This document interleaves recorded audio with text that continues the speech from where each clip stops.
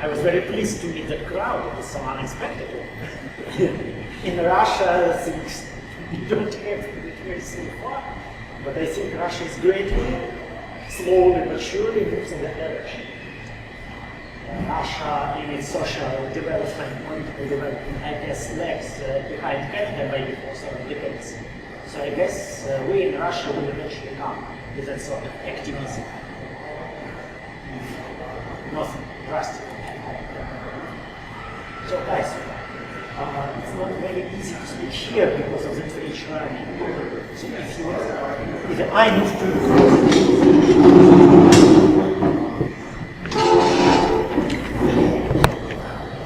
and when I read that advertisement, to be honest, I was a little bit scared. It sounds so scientifically comparative global analysis of gender issues, because I'm not a scholar of gender issues.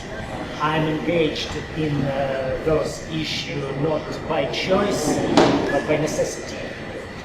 I can call myself a victim of a gender inequality, which is in Russia as outrageous as it is maybe in Canada.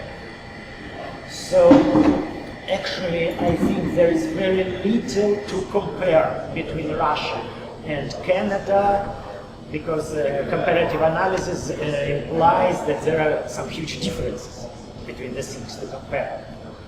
As far as I understand the issue, there are more similarities than differences between gender issues in Russia, in Canada, and I would say in other countries which belongs to the so-called Western world. Russia may be politically opposite to the Western world, but in terms of mentality, in terms of gender issues, Russian society is very similar to Canadian, European countries, because we've got very similar groups, similar to CAFE, similar to Russian Fathers Committee in Bulgaria, say, which is part of Europe.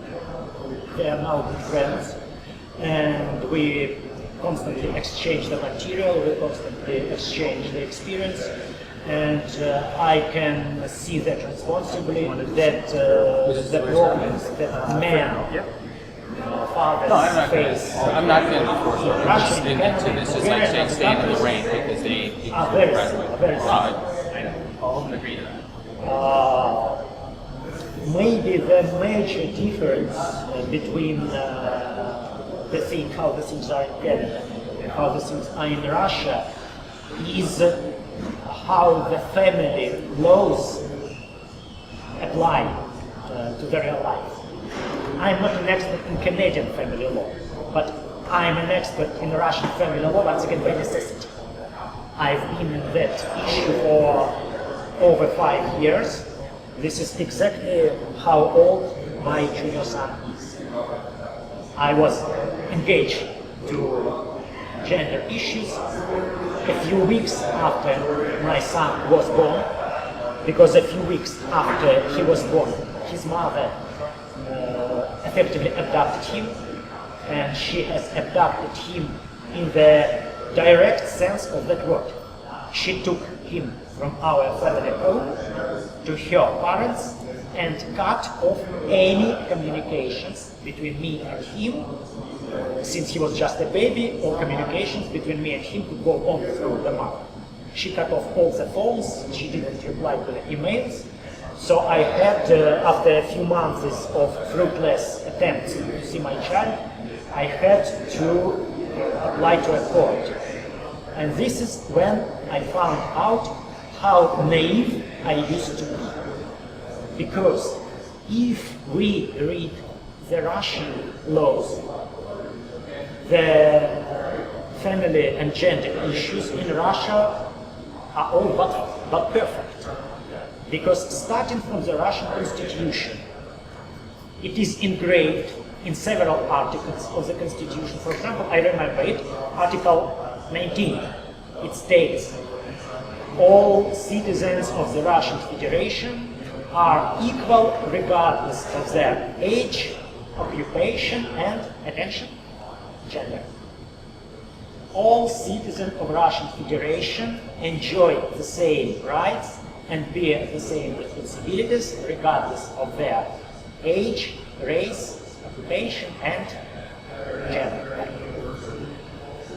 There is another article, number 38 of the Russian Constitution, which states childhood, motherhood, and, attention again, fatherhood is protected by the state.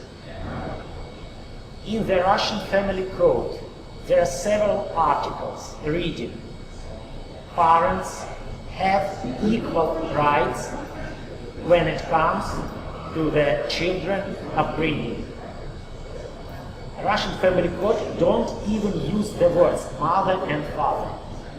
Everywhere through the Russian Family Codes, which is 100 something articles, there is no word mother and father, only parents. So even by definition, Russian laws declares that parents are equal when it comes to the children. There is one more very important, in our case, article in the Family Code of Russia, which declares parents are superior